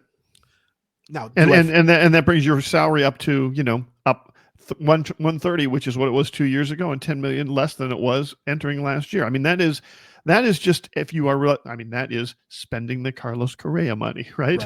That is just, and that's not even really taking a step forward in terms of like all the other salaries are going up. And suddenly you've got a team that you can take a look at and you can go, that looks like a 500-ish team. Like, suddenly you've got a functional bullpen. You've added two middle-ish of the order bats. They get for $10 million at first base and DH.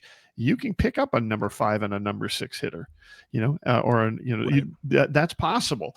And so it's not that difficult to be competitive, and it's not that expensive to be competitive, and you're still probably at about 70% of the average Major League Baseball payroll. Right. As skeptical as we are of what Falvey has done over the last 2 years, or more accurately, just failed to do, right? The stasis they have kept in. They have created a decent enough base from which, if you are a normal team, an average team, and you are going to do something on the free agent market, and not even anything exceptional, not go hunt big game hunting like they did with Donaldson or Correa, but are just simply trying to, do the competent kind of moves a good front office will do, and have enough payroll to be able to semi-compete the way a lower half of the revenue teams do, you could still be in a pretty good position given the sort of base that they've developed here. Right. Which is why it's going to be especially maddening when they don't do that. Well, that's what I'm worried about, right? If they don't do that. And, we're talking as if 130 million is like the holy grail here. Right. Yeah. And reality is that'll be 50 million or more below the league average. But it's gotten so bad now that we're like hoping that they're only 50 million below average, because if that's the case, now I would make the argument that if you're going to be at 130, you should be at 150 because you're reinvesting the Correa money. I'm sure they're not going to make that argument, obviously. But there are some other spots they need beyond first base, DH, and a couple of 2-3 relievers. I mean, they might need it. They probably need a new backup catcher, which might cost you a few $1,000,000 if you find a veteran guy. Yep. They could probably use, a utility infielder type of guy. Yeah. I mean, there's some other spots where you could spend $3 million on a veteran guy. Sure. Even $5 million on a Kyle Farmer type of guy or a Michael A. Taylor type of guy. 100%. And that adds to it. But again, even if you do that, you're still at like 135 as a payroll or 138 as a payroll, which I don't think is outlandish. And I think it's not only that what you described is true, which is, first of all, yes, they've put in place a base of players that is relatively cheap and theoretically competent. But I'm certain there are a lot of people looking at this screen right now saying, well, I don't believe in Brooks Lee. I don't believe in Royce Lewis. Sure. I don't believe in Clemens, Martin, Wallner, Larnett. I mean, there are guys here, especially on the hitting front, where, I wouldn't, put up a real strong argument if you said, well, yeah, they're cheap, but are they competent? Well, yeah. I mean, they weren't this year largely collectively they weren't. If you don't believe in that, well, then the whole thing kind of falls apart, right? I mean, because then you're not even really building on a cheap base. You're just kind of going through the motions. But if you do assume that, they filled starting pitching, catcher, and center field, which are the most expensive things to fill. And what you've left to kind of have gaping holes that need filling competently to push you towards competitiveness are the cheapest things to fill. And it's not because they're not valuable, but it's because the pool of players to fill it. I mean, there's always 1 million relievers available, whether it's in free agency, trade, at the trade deadline, whatever. And there's always 1 million first baseman, DH, left field types, because it's, we're talking about Trevor Larnach. We might cut him for $4.7 million. Well, a guy who's slightly better than Trevor Larnach might make $6 million or something like that. So it's not only that they have a okay base that's cheap, it's that the guys they have who aren't cheap and who are actually good, Lopez, Ryan, Jeffers, Buxton, are not only good, they're good at positions that would be the hardest to fill cheaply. And so I think that puts them at sort of a double advantage in terms of going out and trying to fill this stuff. I guess you can go back to our faces now. We'll finish up so people can look at how handsome we've gotten in the last 20 minutes. So here's my big question to you, though. Do you have any confidence that they're going to do that sort of thing? I've got exactly the opposite.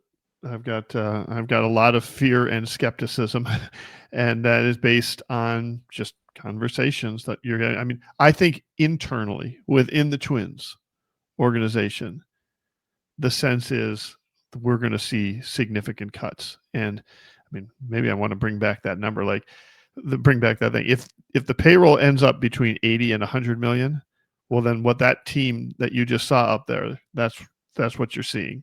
That's the team that. But not even, because if it's down to 80, yeah, it's even worse, because then you're maybe potentially losing Lopez. There's no other way to really do it. Here's the reality. If it's even 100 million, I don't think Lopez is going to be around making 21.5 million for two reasons. One, they're not going to want to pay him 25% of the salary for a team that isn't going to be competitive necessarily. They're going to want to save that $20 million. They'll have proven that money is the driving factor here by slashing from 160 to 130 and then from 130 to 100. You're going to pay a starting pitcher 21 million to be on a bad $100 million roster. Yeah. And then beyond that, they can, if they're not going to spend money next year and they're not going to be good next year, why waste one of the 2 remaining years of Pablo Lopez you have? Yeah. So that's why I think, yes, theoretically, even if they have a $95 million or $100 million payroll, which would suck, you could just trot out that roster with Cody Clemens at first and Trevor Larnach at DH or something like that, get a couple of scrap heap relievers and go forward. And yeah, that is that roster at Yeah. 100 million. But that's not going to be a competitive team in my mind, unless you just get really great seasons from like Lopez and Ryan and Ober, something like that. In my mind, that is probably a losing team. But then beyond that, what's the point of having a lot of those guys Right. on a team that has $100 million payroll and isn't trying? Yeah. It seems like a weird half measure. Not that I'm saying I want them to take that route, but I'm just saying it's not as simple as going, well, for 100 million, they could have that team. Well, they could, but I think for 100 million, that means they're going to trade most of those guys. Yeah, the two are definitely connected. I mean, go back to what we talked about earlier. Payroll and what your expectations are for this team are connected. And if you are choosing the low payroll, if that is the priority is low payroll, well, then you're signing up for expectations that are going to be of a low 70s, mid 70s winning team. And if you're going to do that, what are you spending? Why even spend that much? Why not save yourselves $20 million on that? Why not cut it down to 70 million or to 60 million or whatever? Or, why waste, like, as you said, one of the 2 years you have Lopez under contract when you could move him and get back a couple of prospects, which might help you even more in the 2027 season, which is the earliest you can expect to compete anyway. Right. There is an argument to be said, well, we want him in 2026 because we want him in 2027, that we want to look forward to that. But this is the sort of thing that can snowball as well. Like, if you're at the point where it's like, okay, we're going to be down to 80 to 100 million, we're going to be down to a $90 million payroll this year. We're not really going to be able to compete this year. It's not that likely that we're going to be able to compete in 2027. Why aren't we just rebuilding? I'm not sure that's, as you said, anything else feels like a half measure at that point, right? And if you're going to be rebuilding, well, yeah, there's a whole bunch of guys that are eligible for arbitration for 2 more years. And maybe you're looking at 2028 or 2029. And I'll just add this as well. Like, if that is the sort of the dictate that ownership or new ownership or, private equity partners or something are doing, and you're Derek Falvey and you're like, well, I mean, is that the worst situation for me? I get to lead a rebuild, and I can say, I can't be responsible for the results we're going to see in the 2026 and 2027 because we're doing a rebuild. I had to trade all these guys away because of payroll. I'm more than willing to do that, ownership, but you got to understand, I'm on contract for a few more years and I want to see this thing through at the end. That's not the worst situation for him either. Where's monetarily, right? But he can get other jobs in baseball. I'm with you on 100% on that. Where's the pride and enjoyment in your life at that point? You're just a hated person who is leading year 11 of a rebuild. Like, what? 100%. I'm with you 100% on that. Right. Like, I mean, we've both been in situations job-wise, right, where you could have continued working somewhere and made money that is fine or even good. And we both, you more so than me, but I've certainly been in spots where I've come to the conclusion, like, I could probably be here for another 5 years if I wanted. And I'm not, living check to check. Right. I'm doing pretty well for a college dropout doofus. But am I proud of what's going on? Do I want to do this for 5 years? And I always wonder, it gets positioned, and I don't blame you for positioning it that way with Falvey, where it's like, oh, well, the rebuild would give him job security. But what's the job at that point? The job is tending a garden full of weeds every day. Like, what are you even doing at that point? I wonder already at that point, if he's already at that point. Like, to me, just being in the situation where he is, if the dictate really is coming down that, we're going to lower payroll, we're going to pocket that extra $40 million that we spent last year, or $20 million or whatever. It's going to come down another $20-30 million. Right. It's, they're essentially scrapping what you worked on the first 5 years of this. And in fact, and they've already kneecapped it 2 years ago from taking that level.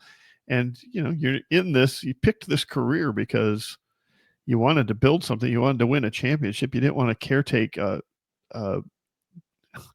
a poverty-ridden franchise to, make the boss happy. That's not why you got into this. So I don't know. We'll see what that plays out. By the way, people get into jobs to make money. That's the job. I mean, like, we both like our jobs. And Right. I'm sure Derek Felvey likes his job. It beats a whole hell of a lot of other jobs. Yes, exactly But right. it's a job. The goal is to make money. It always was funny to me when somebody like in a job interview would be like, well, what's the main reason you want to work here? And you're like, so I can live and eat. And Right. what do you mean? But first of all, he's made good money now for 10 years. Right. But I'm not trying to like live in his wallet. And he's got a good reputation, right? That's the bigger point is if he resigned from the Twins, he could be the number 2 guy in a better front office, a more competitive front office in 3 months, and be making great money and maybe build towards another job. Now, I will say, from the promotion they gave him last year, he's one of the more powerful front office executives in all of baseball. He is the team president. He's not just running baseball, he's running business. There aren't that many of those jobs available. So he may look at it as like, okay, yeah, this team is an absolute mess. Yeah, I'm basically just being screwed over by ownership from an investment standpoint. My hands are tied behind my back. Everyone hates the team. I'm getting yelled at. Bonus and Gleeman keep doing podcasts talking about what a bad job I'm doing, but I am running the damn thing. Like I am. Yeah, that's true. I'm running the whole show. My thing was be like, do you want to, run the world's worst circus, or would you like to go to a better circus? Sure, Like, that's right. That's right. but maybe that's my mentality. Like that's more my, I don't know, my mindset. And I know it's John's mindset. John, when I first met John, he would turn down gigs where I'd be like, what are you talking about? You're turning down that, like, because you were an independent contractor, basically. Yeah, right. And they'd offer you there's only one of me. Yeah. And I want to spend that. And I only have so much time left. Right. You can see from the hairline, from the Hims commercials and stuff, we've only got so much time in this world here. Each of those years, each of those weeks become a little more valuable when you're 58 than when you're 28. This just occurred to me. I always admired that in John. I have not, as someone who came up in blogging and dropped out of college and grew up not check to check, but single mom, we never had that much excess money. I've been hyper focused on always being employed, always having a check coming, never being in a spot where I'm stuck. Yeah. John, through hard work and probably parents who gave him better values about money, not feeling like he had to have money all the time, got into spots where he was like, they want to sign me for 6 more months. I'm not enjoying this project. The money's good. I'd rather do something else with my life. And I always admired that about it, John. I wasn't quite able to take that as my personal motto. But now that I think about it, here's the one flaw in that I always admired John for sometimes turning down guarantees or more money to take a flyer on something. But at the end of the day, and John's now 74 years old, as you guys can see on YouTube. That's right. Yes. At the end of the day, here's what John did. He turned down money and projects so that like 2 or 3 times a week he could talk to me for 90 minutes. Now I really start to question, was it a smart decision or was it just a mental illness? No, I think it's a fair question. Now, how does this relate to Derek Folvey? I don't know. What I'm saying is, Derek, if you'd like to become a trio on a podcast, there you go. We could split this screen 3 ways, That's and right. Or we could go push Bonus out. He's ready to retire. Fair point. Yeah. Okay, so let's just finish We're just up not here. Splitting the revenue 3 ways, Derek. Though. No, yeah, we'd have to negotiate that.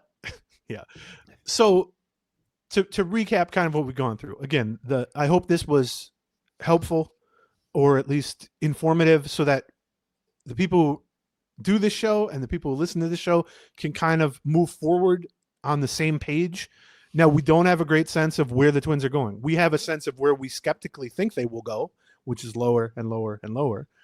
I would love to be pleasantly surprised by $135 million payroll, which is very sad 2 years after $160 million payroll. Right. I mean, really, if they hadn't shed payroll, they should be at like 175 for 2026. And we're sitting here saying, I hope they're at 135, which in and of itself is sad, but the alternative is 95 potentially. And so these are the kind of paths that we laid out. These are the commitments. As you guys can see, it would be very easy for them to either take that core that we laid out on that spreadsheet, that's about 90 million, and add a couple of veteran bats and 2 or 3 veteran relievers and a new backup catcher and a new backup shortstop, and maybe trade this for that, come out on the other side with a team that is capable of certainly competing for a wild card and is probably $134 million or something like that. Unfortunately, it's a similarly clear path or a kind of easy dots to connect to look at that same group that was on the spreadsheet for 90 million, of which Lopez accounts for 21.5. Jeffers accounts for 6.5. Larnach accounts for 4.5. Joe Ryan accounts for 6, et cetera, and say, well, we're not going to have a $135 million payroll. We're going to have a $105 million payroll, in which case we can't keep this core and meaningfully add to it, even with kind of middle of the road guys.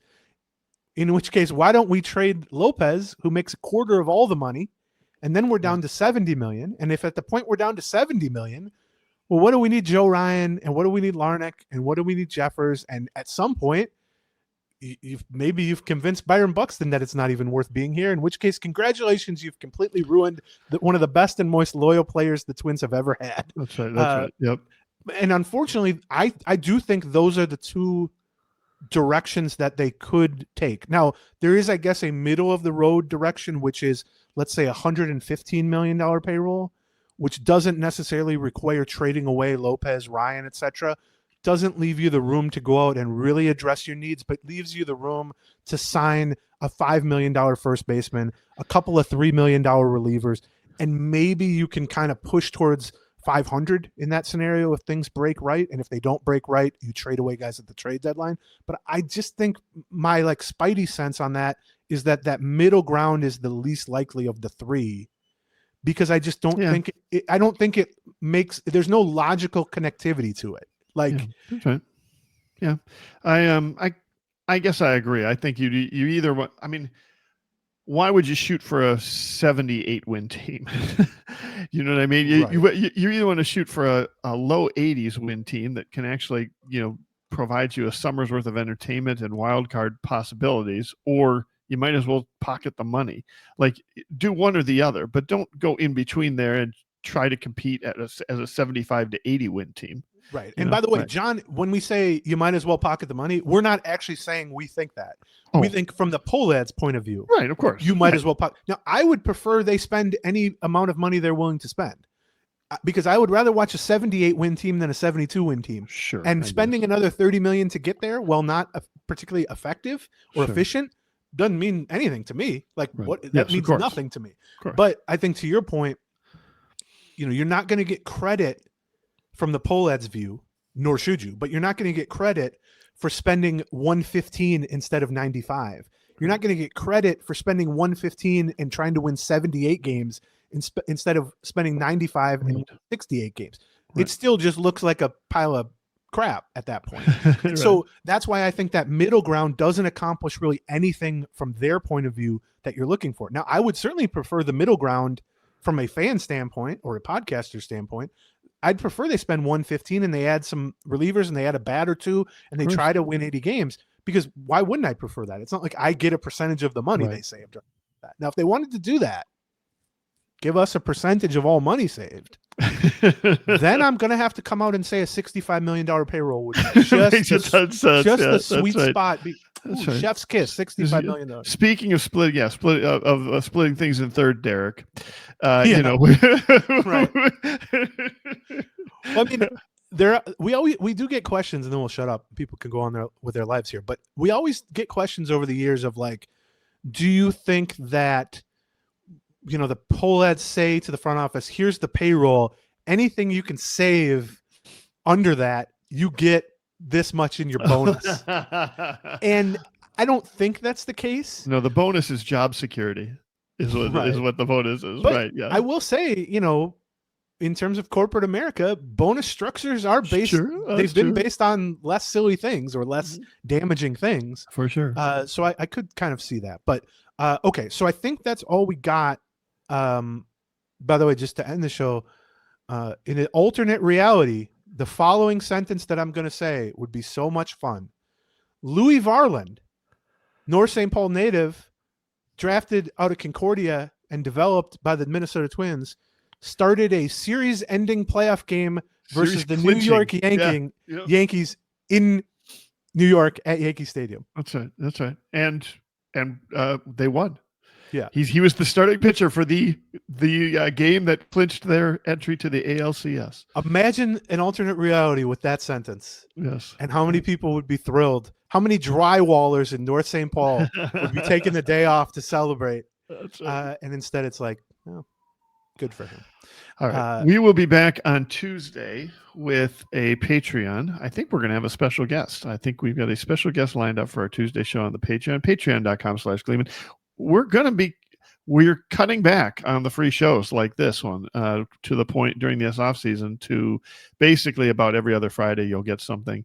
We'll be doing it. You can still watch it on YouTube. You can still be able to download it and stuff, but it's not going to be happening as often. But we're still going to be trying to put out pretty regular episodes twice per week on Patreon. That's patreon.com/Gleeman. We'd love for you to check it out.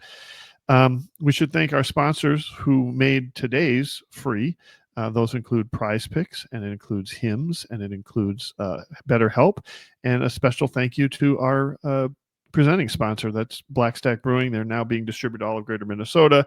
So stop by your favorite liquor store or the Black Stack Tap Room to grab your favorite brewer. Try something new. I'd try that Slopes Pilsner that's in the blue and yellow can.